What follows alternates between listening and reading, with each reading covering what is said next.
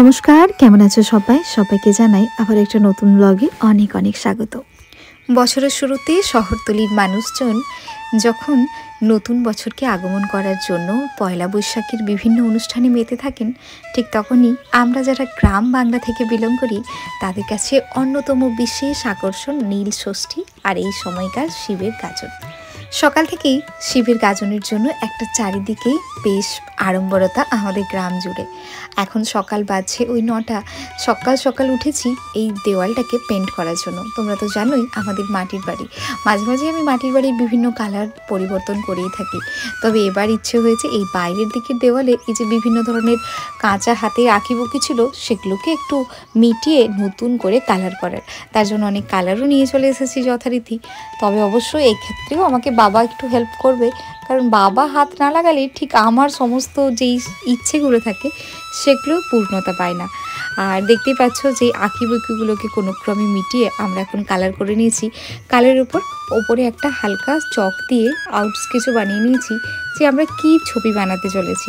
তবে আজকে আর কালার করা হবে না, প্রায় বিকেল নামার মুখে। আর এখন যেতে হবে শিবের গাজন দেখতে। তোমরাও চলো আমাদের সঙ্গে। বেরিয়েছি আমরা দুজনে মিলে গাজন দেখার জন্য। ভাই কোথায় যাচ্ছিস তুই? এই তো গাজন দেখতে। গাজন দেখতে এই গাজনের উদ্দেশ্যেই ছুটি নিয়ে বেশ কয়েকদিন বোনও এসেছে বাড়িতে। আর ছোট দুটো ভাই বোনকে নিয়ে আমরা 4জন মিলে চলে এসেছি গাজনের মন্দির প্রাঙ্গণে। প্রথমে এসেই মহাদেবের দর্শন করলাম। আজ ছিল নীল ষষ্ঠী, তাই সকালবেলা প্রচুর ভক্তরা কিন্তু এখানে এসে বাবার মাথায় জল ঢেলে গেছেন। আর মন্দিরটাকে খুব সুন্দর করে সাজানো হয়েছে। গাজন বলে কথা, আমাদের গ্রামের বিভিন্ন অনুষ্ঠানের মধ্যে সবচেয়ে অন্যতম অনুষ্ঠান হলো এই শিবের গাজন, যেটা মহা আড়ম্বরের সঙ্গে কিন্তু প্রতি বছর পালিত হয়ে থাকে। বছরের শেষটা তো সবাই চায় বাড়ির লোকজনের সঙ্গে কাটাতে, তাই আমরাও চেষ্টা করি অফিসের বিভিন্ন কাজ, ব্যস্ততা, কলেজ এই সব কিছু কাটিয়ে যদিও এই 2-3টে দিন আমরা বাড়িতে গাজন অনুষ্ঠানে তো সামিল হতেই পারি, সঙ্গে বাড়ির কাছের মানুষগুলোর সঙ্গেও কিছুটা সময় কাটাতে পারি। গাজনের অনেকগুলো প্রথা রয়েছে, তাদের মধ্যে প্রথম যেটা শুরু হয় অন্যতম আকর্ষণীয় বলা যেতে পারে সেটা হলো এই কাঁটা ভাঙা। আসলে নিচে কুল কাঁটা বিছিয়ে দেওয়া হয় আর সেই কুল কাঁটার উপর দিয়ে এইভাবে ভক্তরা কিন্তু জড়াজড়ি করে ক্রস করতে থাকে, ওই কাঁটার উপর দিকে গড়িয়ে নেয়, এটাকে বলে কাঁটা ভাঙা। এই সমস্ত অনুষ্ঠানগুলি কিন্তু হয়ে থাকে রাত্রিতে। আর এই কাঁটা ভাঙার দিন থেকেই মূলত গাজন যে আড়ম্বরতা সেটা শুরু হয়। আর এই কাঁটা ভাঙা দেখতেই পাচ্ছ, দেখে মনে হচ্ছে ভগবান শিবজি রুদ্র রূপে যেন একটা বহিঃপ্রকাশ। আর অবিশ্বাস্য রকমভাবে এতে কিন্তু ভক্তদের কোনো ধরনের কোনো সমস্যা হয় না। আজ আমরা নীল ষষ্ঠীর দিন আবার এসেছি এখানে। আমাদের মহাদেব বরাবরই শান্ত নিরিবিলি জায়গা আর সঙ্গে মহা শ্মশানের ছাই ভস্য মেখে কিন্তু থাকতে পছন্দ করেন। তারই একটা রূপের বহিঃপ্রকাশ আমাদের এই নীল ষষ্ঠীর দিন বিকেলবেলা হয়ে থাকে।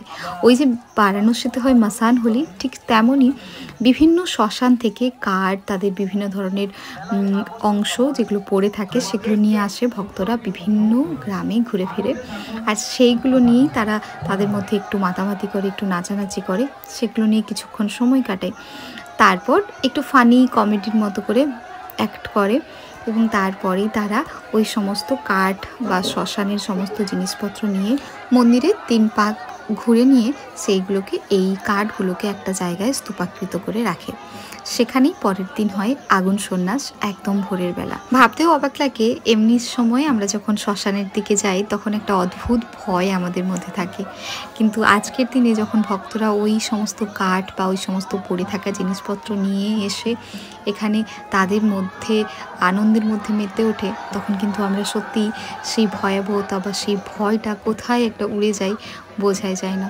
হয়তো সবই ভগবান শিবজির কৃপা, তাছাড়া আর কিচ্ছু না। এবছর আমাদের গ্রামে ভক্ত বা সন্ন্যাসীর সংখ্যা প্রায় 500 জনের কাছাকাছি। এক্স্যাক্ট নাম্বারটা আমি ঠিক জানি না।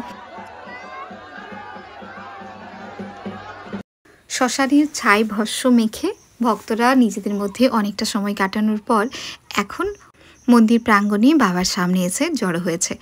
ভগবান শিবজির যে কোনো মন্দিরে গেলেই আমরা জন্ম মৃত্যু সব কিছুকে খুব সামনে থেকে চাক্ষুষ করি, তারই একটা বহিঃপ্রকাশ এখানে সমস্ত ভক্তরা অর্থাৎ ভক্ত বা সন্ন্যাসীরা মিলে করে থাকেন। তো সেটাই দেখতে পাচ্ছ, তার মধ্যেই একজনকে সাজানো হয়েছে যে সে ব্যক্তিটি মৃত এবং তাকে নিয়েই ভগবান শিবজির মন্দির প্রাঙ্গণে একবার ঘুরে নেয় সবাই। শ্মশানের সমস্ত কাঠ এক জায়গায় স্তূপাকৃত করে রাখার পর সমস্ত সন্ন্যাসীগণ চলে আসে এই শিবজির পুকুরে। এখানেই স্নান করে কিন্তু ভোক্তা অর্থাৎ সন্ন্যাসীরা প্রস্তুতি নেয় তাদের সন্ধ্যাবেলার অঞ্জলি দেওয়ার জন্য। এই সময় সমস্ত ভক্তরাই একটা ব্রহ্মচর্য প্রথার মধ্য দিয়ে চলতে থাকে। আর সারা দিন কোনো ধরনের জল গ্রহণ তো করেই না, সঙ্গে সারাটা দিন উপোসের মধ্যে থাকে এবং সেই রাত্রে অঞ্জলি দেওয়া পুরো গাজন শেষ হওয়ার পর তারা গিয়ে জল খেয়ে থাকে। আর দেখতেই পাচ্ছ এখানে সমস্ত ভক্তরা প্রায় সন্ধ্যের মুখে এখন ওই গঙ্গা মায়ের পুজো করে এখন স্নান করছে, কারণ অঞ্জলি দেওয়ার জন্য তারা প্রিপেয়ার হবে।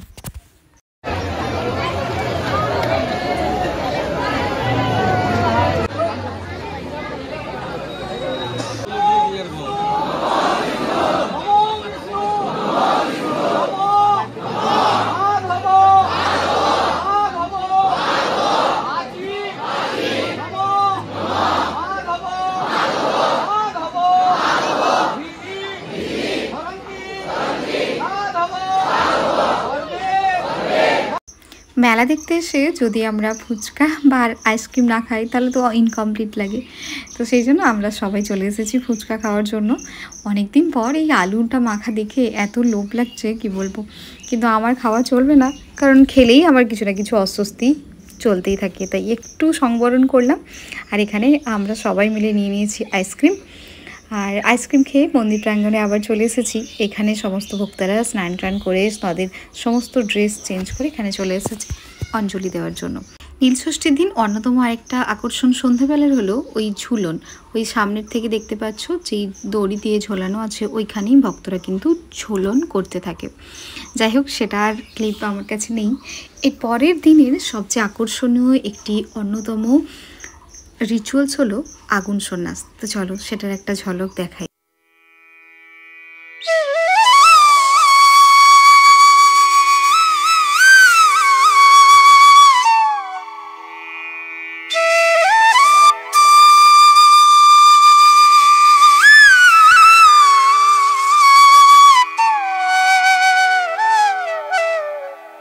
এই জ্বলন্ত আগুনের মধ্যে দিয়ে যে কোটাল ভোক্তা থাকেন উনি কিন্তু এইভাবে 3 বার এই আগুনগুলোকে মারিয়ে চলে যায়। আমাদের গ্রামে এই রিচুয়ালসটা বরাবরই একজন ভোক্তা অর্থাৎ সন্ন্যাসী পারফর্ম করে থাকেন, কোটাল ভোক্তা। আর তখন কিন্তু তিনি যেন মা দুর্গার রূপ ধারণ করেন, কারণ এই জ্বলন্ত অগ্নির মধ্য দিয়ে সাধারণ মানুষ গেলে তার পায়ে ফোস্কা পড়তই, কিন্তু এখানে ভগবানের অশেষ কৃপাতে কিচ্ছু হয় না। আর এটা বছরের পর বছর ধরে চলে আসছে।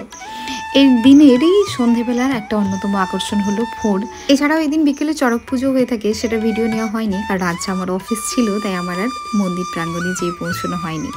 সন্ধেবেলায় আমরা এসেছি আবারও শিবের গাজনের শেষ দিনে।